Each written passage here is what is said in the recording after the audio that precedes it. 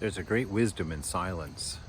I remember when I first joined the monastery, we would sit around the big table, all the brothers, for an afternoon meal. And quite often the conversation would stop. And in the world, I used to throw big dinner parties at my house and whatnot, and you never let the conversation stop. You never let it lull at a party at all. You always have to keep things going. And so I would always get so nervous sitting at the table when the conversation would stop. And I would always feel the need to say something. I would always make a joke or make an observation or something. And I remember the first time Tyagisha Chaitanya, one of the brother monks there, took me aside after the meal. And he said, you don't have to say something when it's quiet. You can just let it be still. And from then on, it became a practice. And I mean a practice, because you don't know how I felt inside when that silence would drop on the table. To keep myself quiet, it took 3 full-grown men in my mind standing on my tongue to keep me from saying something.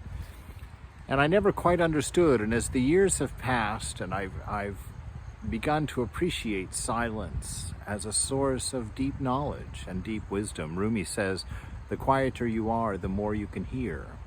And how absolutely true that is. That if you can get that inner silence, there's a great Native American saying that says, listen to the wind, it talks. Hear the silence, it speaks. And learn. And it's a wonderful practice, because ego usually motivates the talking. So there is a time, according to Ecclesiastes in the Old Testament, there is a time to speak and a time to be quiet. And the wise will learn when to do which. But don't let discomfort, don't let ego push you to speak when it may not be a time to speak. The quieter you are, the more you see. The deeper your discernment is, the more your spiritual knowledge increases, the more you become aware of. In a light way, out in the San Antonio Valley in California one summer, I was sitting in a small meadow, and there was nothing around. It was just a beautiful little meadow, some trees, some old gnarled oak trees.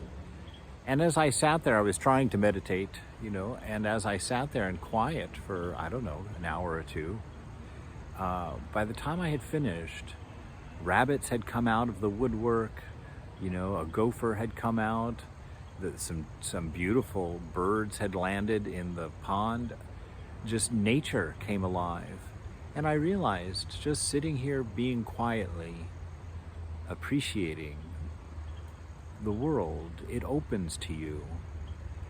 God manifests in that silence. So learn to be quiet. Practice being quiet.